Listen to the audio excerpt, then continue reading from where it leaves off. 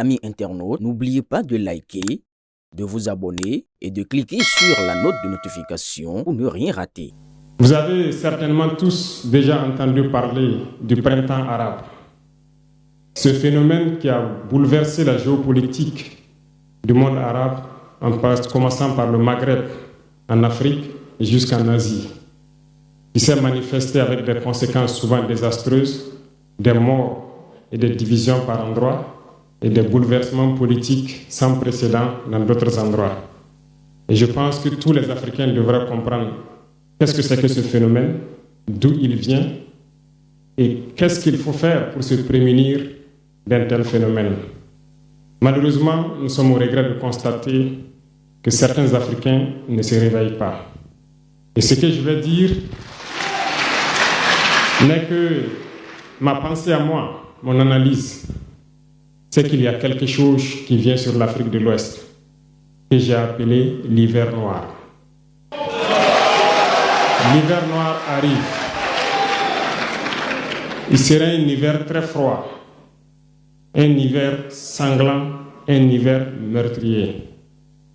Vous allez me poser des questions, pourquoi? Eh bien, en fondant la Confédération de l'AES, nous avons senti ce froid venir. Et tous les jours que Dieu fait, nous nous évertuons à trouver des troncs d'arbres pour allumer un feu qui va réchauffer le cœur des Africains, un feu qui va réchauffer les mentalités et le sang des Africains pour nous unir autour.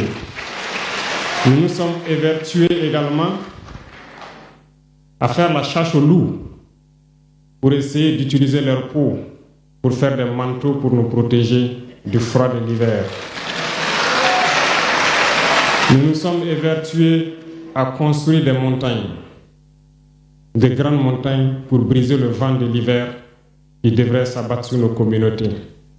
Malheureusement, force est de constater que certains Noirs sont là tous les jours à arroser nos troncs d'arbres d'eau fraîche pour qu'ils ne puissent pas brûler.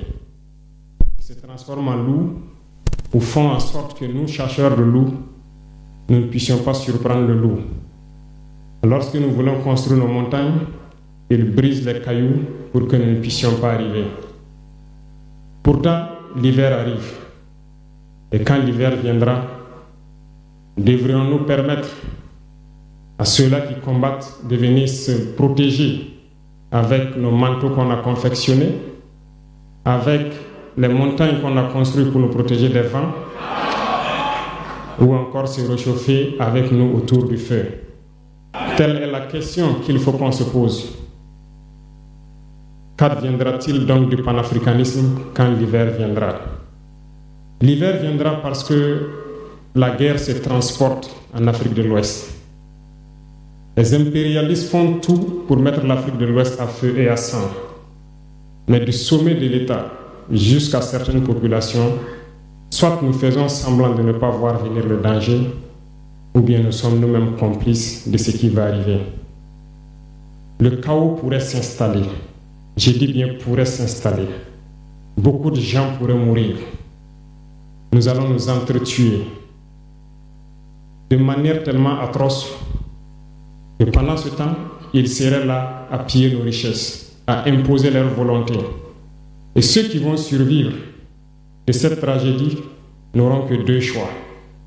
Soit s'unir pour toujours contre l'impérialisme ou se résumer à être des esclaves jusqu'à disparaître.